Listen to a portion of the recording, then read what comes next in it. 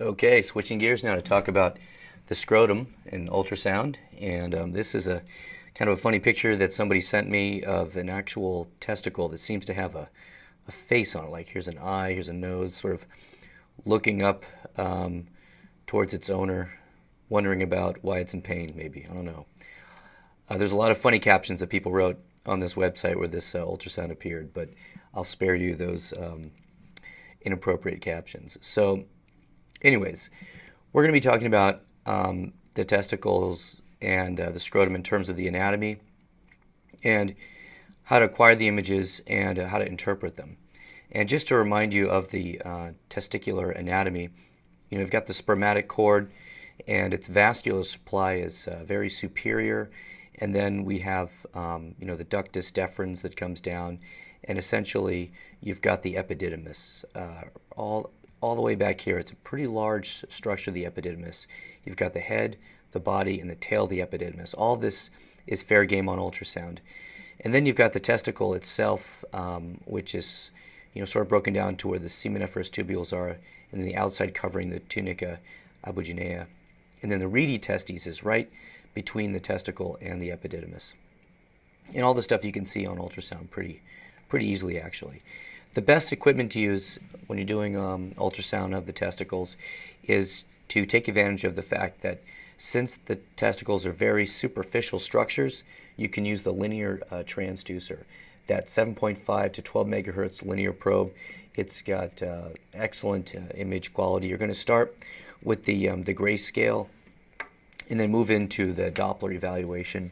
And we're going to talk a little bit about pulse repetition frequency and wall filters. It's good to examine your patient in a frog leg position, and it helps to elevate the scrotum on a stack of towels. And you're going to scan the entire contents of the scrotum, specifically looking at the echogenicity of the testicles, of the epididymis, and the spermatic cord.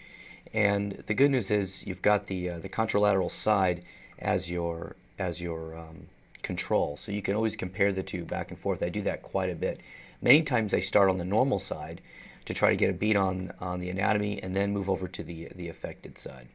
And so I'm going to show you a series of testicles here that shows here the probe position, and this is sort of a bad schematic, but this is supposed to be the epididymis here, sort of the head, the body, the tail.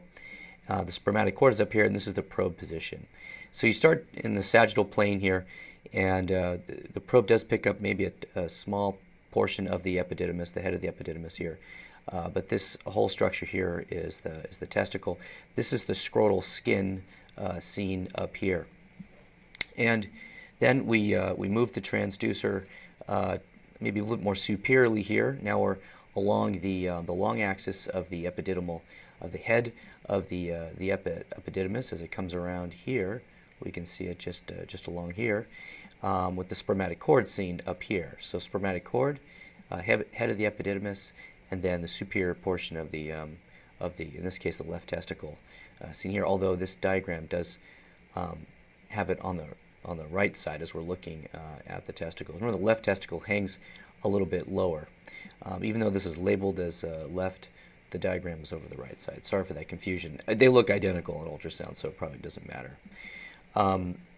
Now moving on to the tail of the epididymis, we can see now the tail is down here, and we just basically slide the probe inferiorly, and we can see the tail of the epididymis down here. Again, scrotal skin is up here, and here's the testicle here. And then moving along, the next view is going to be a transverse view. And now we've got a short axis here of the testicle, and we just basically slide the probe along the testicle, and many times we can see a portion of the epididymis as well. And although in this portion here, all I do see is the testicle and the scrotal skin here. And then we just slide that probe down the testicle from the superior portion down towards the inferior portion, and noting the testicle itself for any changes in echogenicity. We want to see a nice isoechoic texture to it, homogeneous. We don't want to see any areas of focal masses or anything like that. And then there's something, actually, it's called the cleavage window, and we can see both testicles this way in the cleavage window. Knowing that the left testicle hangs a little lower, we may need to rotate the probe slightly to have a true cleavage window where we see both, basically the same axis of both testicles at the same time. Again, the right testicle, the left testicles here, and when you can see them both like that, that's what we call the cleavage window. So it's to compare the testicles. It's a nice view to compare the testicles on. And then if we bring the probe to the side of the scrotum, and now we can actually make out the coronal axis of the, basically you see the entire epididymal body here. And if you get it just right by moving the transducer all the way to the edge of the scrotum, you can see the epididymis as well as the testicle. It's the only view you're going to see the epididymis stretch out like that. Otherwise, as we saw on those sagittal views, we either saw the epididymal head or the tail. But this is a way to see the actual body of the epididymis. So we're going to talk about the actual technique for scanning the acute scrotum in the emergency department. Now, a lot of feedback I've been getting is that people want to see more videos of actual probe placement and machine adjustment and things like that. So I think this is a good time to introduce that a little bit more heavily. This is, everybody knows him as Warren Weekman. He's known informally amongst his friends as Dub Dub for his initials, WW, or just Dubs, as my son calls him. So we're going to talk about the actual technique for scanning the acute scrotum in the emergency department. So the key equipment here, you're going to use your high-frequency linear transducer, as pictured here. And as we come around and look at the machine settings, it's a couple important things that are very different between grayscale mode and color power Doppler that we're going to put on for the testicles. So once you find your actual image of choice, you're going to switch over to the Doppler settings. So press color over here, and you're going to choose from regular color over to color power Doppler, or CPD. Now, to make the machine a lot more sensitive to pick up the lower flow state that's within the testicles, you want to make sure the following settings are present. For the PRF scale, or the pulse repetition frequency, you want to make sure that's in the 600 to 800 range, and to adjust that you can press up or down to get the appropriate frequency here. You also want to make sure that the wall filter is set to low. If it's not set to low, you can simply use the soft keys right here to adjust it to low. This key over here is a general setting, whereas if you don't have the ability to change the actual frequency, you can change from low, medium, to high. Again, low being the frequency of choice that you desire, and you can adjust the scale one more time by pressing scale down to 600 or 800. So one of the important parts of doing this scan is actually proper patient positioning. You'll see here the patient is laying supine. They're going to be in the frog-leg position. And unlike other scans, what you want to do is get a roll of towels underneath the testicles to support them up and provide some support. That'll also relieve any discomfort that they may have. You can also use a different towel here to pull the penis back so it's not directly in your field of vision. So the first things you want to do is you want to maintain with the indicator up towards the patient's head. You're going to do a long axis or sagittal view of the testicle by putting the indicator here. Okay, and you'll fan through that testicle accordingly. Okay. Next, you want to go in the short axis with the indicator towards the patient's right-hand side, scanning through the entire testicle in its short axis. A special view is called the cleavage view, which puts both testicles together, and you can compare them for different echogenicity, size, and shape. You will notice that the probe is angled a little bit more inferiorly as the left testicle hangs down a little bit lower. You'll then want to try and get a nice coronal view of the testicle with the indicator up towards the patient's head to view the epididymis as a whole. And we talk about Doppler quite a bit when it comes to the testicles and other organs as well, but particularly here is where I find it to be most useful. And you know, there's the pulse repetition frequency, or PRF, and the lower the PRF, the less amount of pulses that the machine is sending out, which means that it's spending more time listening than sending. And when somebody's listening more, they're more sensitive. You could think about it that way. So the lower the PRF, the less talking, the more listening, and the more sensitive the machine is. And so this is a situation where you really want to lower that pulse repetition frequency down to 600 to 800 range. And then the wall filters, this is another thing that helps too. If you put it on the low wall filter setting, that will also make the machine more sensitive. And then you can also turn up the gain, like you can the grayscale gain. Well, you can turn up the color gain. When you're working with the Doppler settings, the gain changes to color gain. So what used to be grayscale gain is simply color gain on the machine. The button just changes its functionality to color. And the funny thing about torsion is that you got to be very careful here, because somebody can have torsion and then detorsion, meaning that they may have had testicular torsion at one point and then the testicle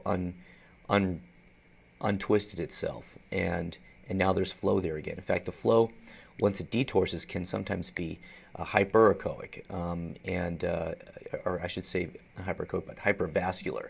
It can, once flow is restored to the testicle, it becomes extravascular, and you may see a lot of flow there. And it may even confuse you. You may think you're looking at an infection like epididymal orchitis, when it's just actually detorsion that followed torsion. So there's a lot of caveats and pitfalls here, and you really have to put all this into the clinical picture, meaning that you're looking at this patient in front of you and you're trying to decide, is this patient more likely to have torsion detorsion, or if this is more likely to have an infection? And a lot of that's based on the way they're presenting, their history, and their physical exam.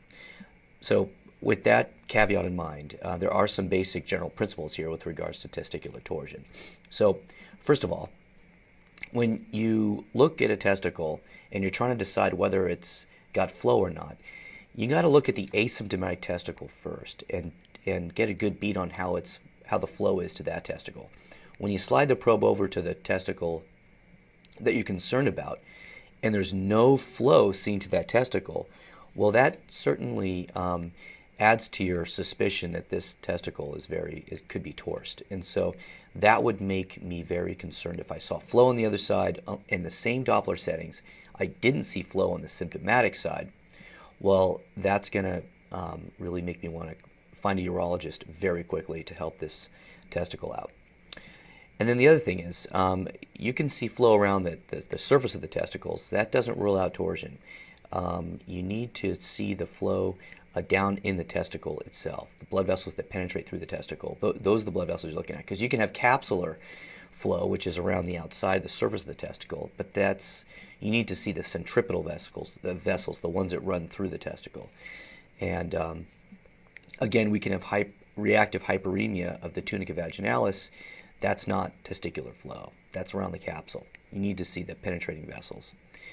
And sometimes if the testicle isn't torsed enough, you can still see flow there. And so you got to be careful. That's why the presence of flow, again, it doesn't rule it out. It just adds to your clinical picture.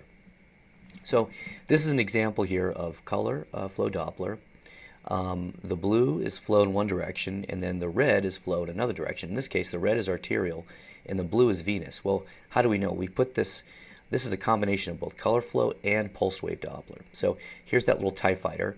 That's the sampling gate. It's over the blue, which has a venous waveform to it down here. And this TIE fighter here is over the red, and it's got a more of a pulsatile pattern. A little bit hard to see on this one. I have another example here that's a little bit easier to see. We moved the probe into a sagittal plane from a transverse to a sagittal plane, and now we can see blue over here, kind of venous waveform, and then over here, red here is a more of an arterial waveform.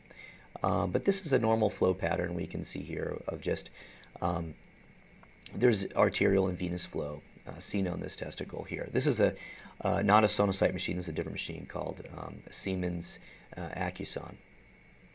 And this is a cleavage window demonstrating both testicles at the same time, the right side and the left side, with the left side of the probe dipped down a little bit. And we can see here both arterial and venous flow to these normal testicles seen here. Now, if you do have testicular torsion, what happens is, even without the Doppler, just the grayscale alone, you have an enlargement of the testicle, the epididymis, and the spermatic cord below the point of torsion. Well, why is that? That's because as the testicle's twisting, initially it's the venous structures that get pinched off, and then the testicle can't unload its blood flow, and so it starts to get enlarged. And so even on grayscale, we see enlargement of the gonad. It's the same with ovaries, actually, too. We're going to talk about next session. But with the testicles or the ovaries, either way, when they start to twist like that, it's the veins that get pinched off first. The artery is still flowing, but the vein is pinched off. Sorry about that. And so, because the artery is still flowing, the actual organ, it gets enlarged. And so when there's, but the echogenicity of the gonad of concern is actually decreased. It's got it looks darker than the other side does. So you can compare the two. This is a patient here who's actually got power flow on right now, and we are assessing this testicle for flow, and there's no flow to this testicle. And in fact, if you looked at the other testicle, this is hypoechoic compared to the other side. We're changing the gain settings a little bit here, but no matter what we're doing here with our settings, we can't get any flow to appear to this testicle as opposed to the other side. And indeed, this patient did have testicular torsion. Again, you want to demonstrate flow to the asymptomatic testes, and then using those same Doppler settings, bring it over. And this is the asymptomatic side. This is the symptomatic side on this patient here. Otherwise, you really can't make a lot of conclusions out about the symptomatic side. Some of the pitfalls here, you align the vascular plane along the long axis. You're going to do the other side as well to get an accurate comparison. You want to keep the angle of incidence at about 90 degrees to the testes. That angle of incidence, we're not talking about Doppler here, we're talking about just the grayscale. That offers the best reflection and reduces shadowing that can occur. So when you have that 90 degrees, that perpendicular plane of the sound going into and then back out of the organ, you get a very nice echogenicity there. Any deviation from that can make it look hypoechoic. And with epididymal orchitis, again, this is an infectious state, okay, itis, infection. You can have an epididymitis or an orchitis or a combined picture.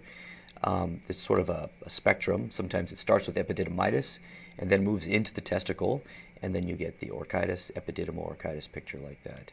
And these characteristic findings, again, you get this enlarged grayscale, which sometimes it's difficult to tease it out from torsion or not. You definitely get hyperemia or hypervascular flow to the affected side.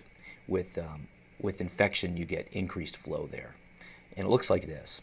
So this is epididymal orchitis. We can see both the epididymis here as well as the orchitis component. This is the head of the epididymis, very enlarged. And then we can see this, the testicles actually got a lot of flow as well to it. This black area here is a epididymal cyst, very common to see that in the epididymis. This is the spermatic cord up here, epididymitis, orchitis. This is the tail of the epididymis here in a sagittal view. We can see the tail is very hypervascular, as well as this testicle too is hypervascular. Epididymal orchitis. And this patient here just has epididymitis. It's a little bit hard to see. This is the testicle over here. We move the flow box over here. We see kind of a normal flow pattern. But over here we see very hyperemic flow to the epididymis. So this is epididymitis without orchitis here. Again, that's usually how it starts. What are some other pathologies that we can see with the testicle? Well, we can see hydroceles, basically fluid around the testicle. We can see spermatoceles and varicoceles. We can see evidence of trauma, like a testicular fracture. And we can see abscesses as well within the testicle or within the scrotum. This is fluid seen around this testicle here, what we call a hydrocele. And a varicocele is when you've got basically a dilation of the venous plexus here. And it just looks like a bunch of tubes in there with blood in it, so varicocele. It's that, I believe it's called the pampiniform complex, if I'm not mistaken. That's drawing from my years and years ago in medical school in anatomy, but that's where you have the this vascular bed that gets a little dilated, and we can see there's blood flow in there. And then if we look on the other side of the same patient, this is what's known as a spermatocele. It's on the other side of the testicle here. It looks like cystic structures here in the spermatocord, and that's what a spermatocele looks like. So fluid around the testicle, varicocele, dilations in the spermatocord, spermatocele, and then when we see that venous complex dilated with blood in there, that's a varicocele seen there. And then abscesses, we can see an abscess within the testicle itself, this hypoechoic debris that's inside that testicle. So that's a testicular abscess, and this is a scrotal abscess. It's kind of all zoomed in. It's hard to see where it is, but this looks like any other abscess anywhere else in the body. This happens to be in the scrotum, or a scrotal abscess. And so when you have a scrotal abscess like that, it needs to be drained. If you get an overwhelming infection there that involves the rest of the perineum, you can be in a lot of trouble, and the patients need to go directly to the OR for something called Fournier's gangrene. And Fournier's gangrene is a type of very aggressive infection in the scrotal perineal area, and patients can die from it very quickly. Need to go immediately to the OR to have it debrided. And when you have loss of homogeneity of the testicle, areas of focality, that is testicular cancer, it affects young men. And this being Movember, this is Men's Health Awareness Month, and a lot of men, including myself, are sporting a mustache to raise awareness, to encourage men to be aware of this, any masses on their testicles, and this is how it can present, just a painless mass in the testicle. And this is what it looks like on ultrasound. You see these focal areas of echogenicity here that is different from the rest of the testicle. And that's obviously very easy to see with ultrasound. And then with trauma, we see this as well. Basically looks like a lot of hematoma in there. This is a patient who had a fractured testicle. He was surfing down in San Onofre, and his surfboard went right up between his legs, got him there in the testicle, and his testicle was fractured. He drove. He was trying to get home to Los Angeles, couldn't take the pain anymore, pulled off the freeway at UCI Medical Center. And I scanned his testicles out there in triage. The one testicle looked normal, but this area over here, lots of blood. And there's a little area there of his testicle that just was normal, but then suddenly, abruptly stopped. That's the area of the testicular fracture, actually. Normal testicles down here, and the testicular fracture was seen along here. Lots of hematoma around it. This is another example of a scrotal hematoma. This is a normal-looking testicle here. We're just fanning through it, and then as we get off to the edge of it, we're going to see a lot of hematoma adjacent to this testicle once we move away from it there. And that's what all this other stuff is here. This is all hematoma seen in this patient's scrotum, who had a severe blow to the scrotum, resulting in a lot of hematoma, that isoechoic material. Parts of it are not congealed yet, so it looks more anechoic. Parts of it are echogenic. So to conclude, you want to use a high-frequency linear transducer. You want to look at ultrasound both on grayscale and using color and power Doppler. You want to lower the pulse repetition frequency, turn down that wall filter. That will make the Doppler settings more sensitive. It's important to put the patient in a frog leg position, have them retract their penis back with a towel, and then allow the scrotum to be positioned in a way that you can do both an anterior approach and a lateral approach, getting that coronal view, and using that contralateral testicle as your control. And you want to note the testicles for their size, their echogenicity, how they're aligned, and their flow, keeping in mind that with torsion you want to look at the normal side first to make sure you get a beat on how the flow looks, and then slide the probe over to the abnormal side. And with infection, it's the hyperemia that is the hallmark of infection. And keeping in mind you can see other things on the scrotum as well with ultrasound very easily: hydroceles, spermatoceles, varicoceles, trauma like fractures and hematomas, and abscesses both in the scrotum and in the testicle. Now I didn't mention inguinal hernias, but that's another thing you can see. You can see the loop of bowel actually sliding down into the scrotum when they get large enough, as a peristalsing structure down inside the scrotum itself. Okay, thank you. Okay, we're going to talk about ultrasound of the thyroid. And when it comes to thyroid, there's a bunch of different tests that you can do to work it up. a lot of which include blood tests, and I'm sure you're learning all about that in pathology. But with thyroid ultrasound, it can be useful to differentiate a solid structure in the neck that you palpate from a cystic structure, and also to show maybe solid components within a cystic nodule, and to identify if there's more than one nodule or multinodularity of the thyroid. And also you can see if there's associated lymphadenopathy or lymph nodes, which we talked about in an earlier lesson on ultrasound workup of the patient with the fever. So I won't go into that now. But one of the things about ultrasound that is limiting, though, is that you can't really reliably distinguish benign lesions from malignant ones. Now, there's certain factors I'll talk about that make something look more benign, but really you're going to have to definitively say something is not cancer of the thyroid. You really actually have to do a fine needle aspiration and send it off for cytology or biopsy it. You can also do an isotope scan to see how hot the thyroid nodule is or how active it is. And then there's other imaging tests as well that can look at the thyroid. But ultrasound is generally considered a first-line imaging study of the thyroid because it's inexpensive, it's quite accessible, it's non-invasive, and it's pretty accurate in describing the morphology, how the thyroid looks. And when you compare that to when you examine the thyroid by hand, how inaccurate that can be using the physical exam, ultrasound really does have a leg up here.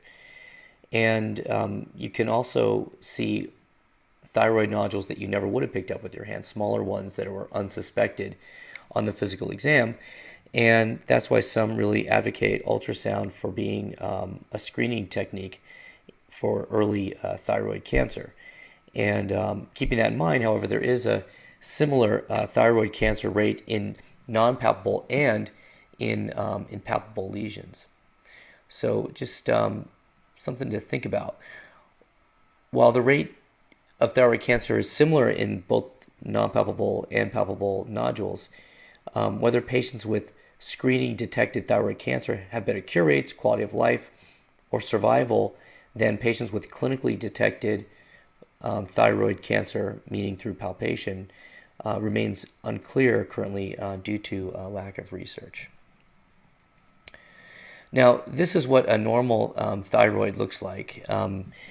We can see this is the trachea right here, and we can see the right thyroid and the isthmus, and then the left thyroid over here. The corresponding netogram is seen down here with the trachea, the esophagus, in this case posterior, though I often find the esophagus a little bit left of midline.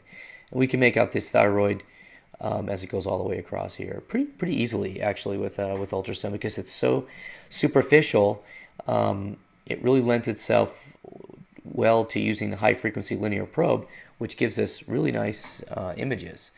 And here's an example here of somebody who's got just the anatomy here of the sagittal view coming from the side of the body. We can see the netogram with the arterial and venous supply. It's quite a vascular organ. And we can see here this patient's longitudinal or sagittal view of their thyroid stretches out across our screen when we aim that indicator towards the patient's head. Now, there's when you come across a thyroid nodule, there's a grading system for it. And this grading system has been accepted, and this was published by Fukunari in Pharmacotherapy in 2002. Basically, grade 1, when you put color flow on it, there's no color flow inside the nodule. So grade 1 color grading system actually means no flow at all. Grade 2 is when you have flow only out there in the periphery.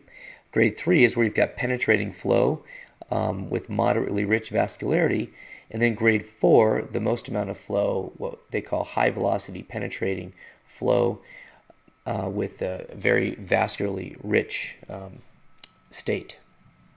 Now, this is an example here of a category 2. I didn't show a category 1 just because it would just look like a regular grayscale thyroid. But this is a category 2 flow type pattern here with only mapping, color flow mapping out in the peripheral area. And then we get down here to, this is a transverse ultrasound image here of a mostly cystic thyroid nodule with a mural component that did contain flow. The grayscale image initially shows just predominantly cystic nodules seen here with small solid appearing mural component seen here by these arrowheads. But then with color flow Doppler here on the same exact patient shows only flow out there in the periphery. So this when we add the color flow Doppler here, it only shows flow within the mural component shown by these arrowheads here, confirming that this is actually tissue up here and not just debris. Sometimes you see a component that's within this nodule and you think, is it debris or is it actual tissue? Well, debris wouldn't light up this way with color, so we know that this is actual tissue here.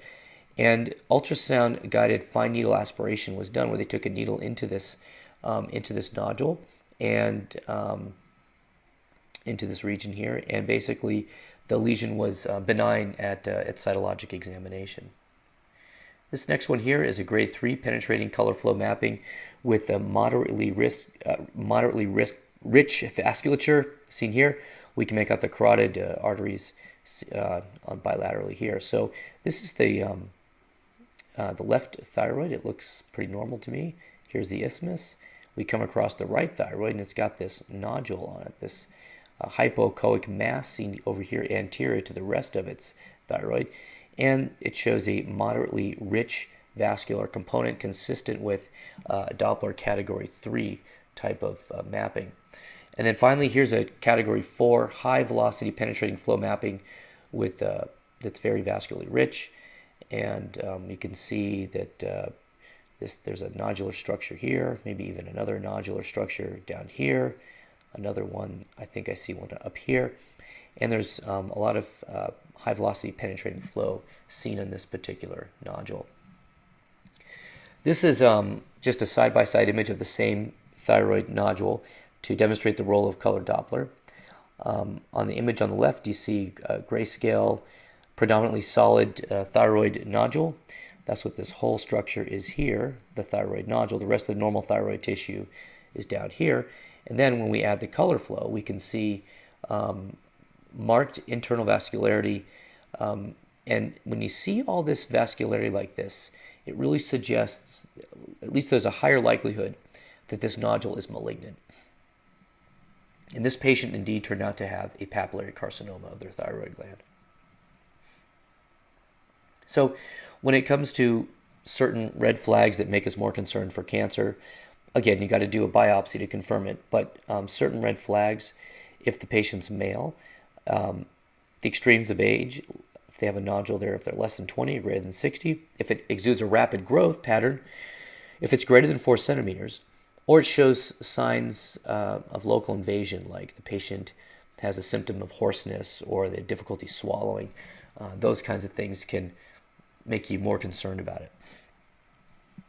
So what happens when we biopsy these things? Well, the majority of the time, actually, you get good news back. They're benign, 69% of the time, and you follow them up at 6 to 12 months.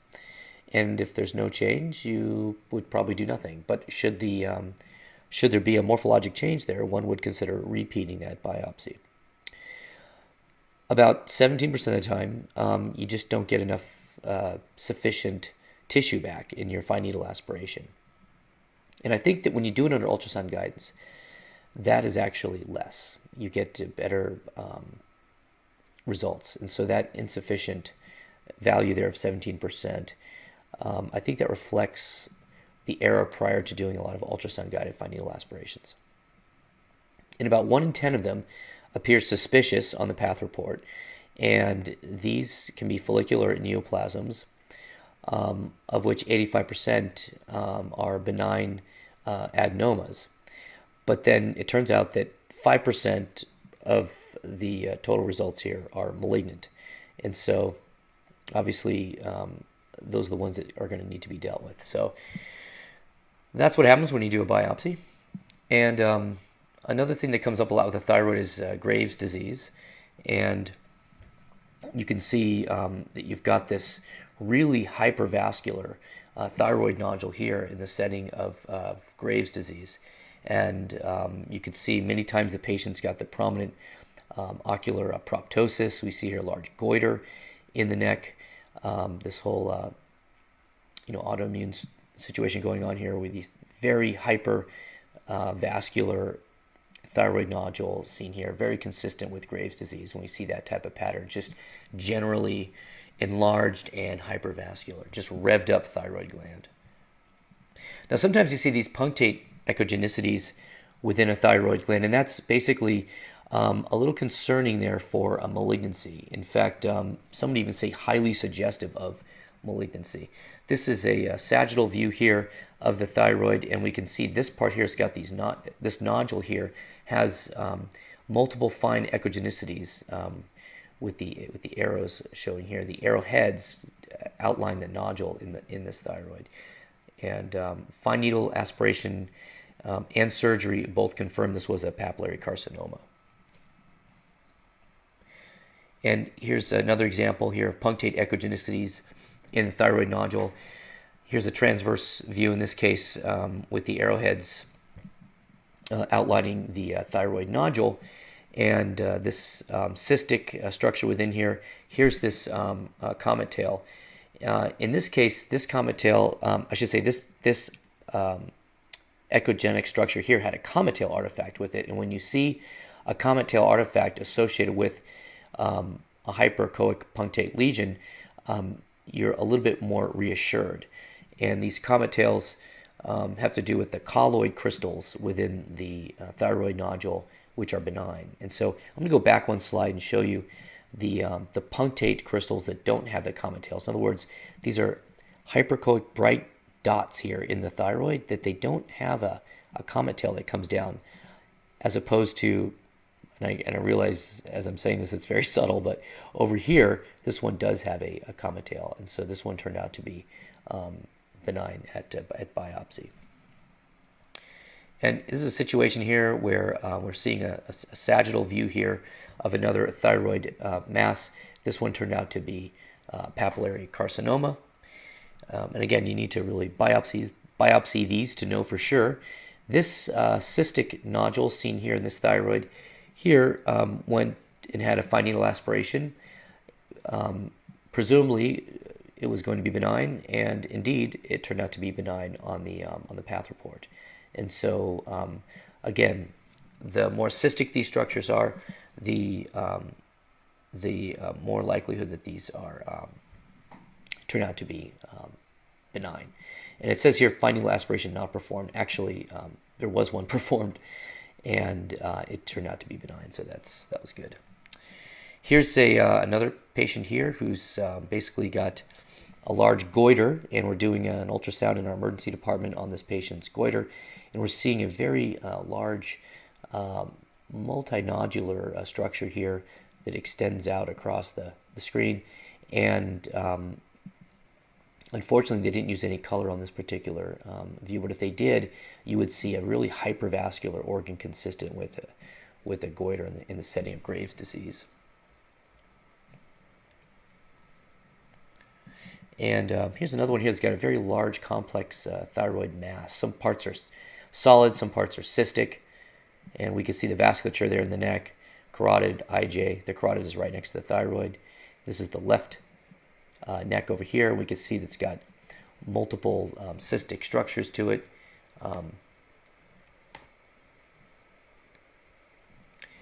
And it turned out that we did a fine needle aspiration on this patient, and it came back benign. Just showing you the way that these complex thyroid masses can present. So that's really all I got for the thyroid. It's pretty quick. What we're going to do with the hands-on session is just examine the thyroid in a transverse view and then in the sagittal view, just to get a good idea on the anatomy, what a normal thyroid looks like. Shouldn't take very long.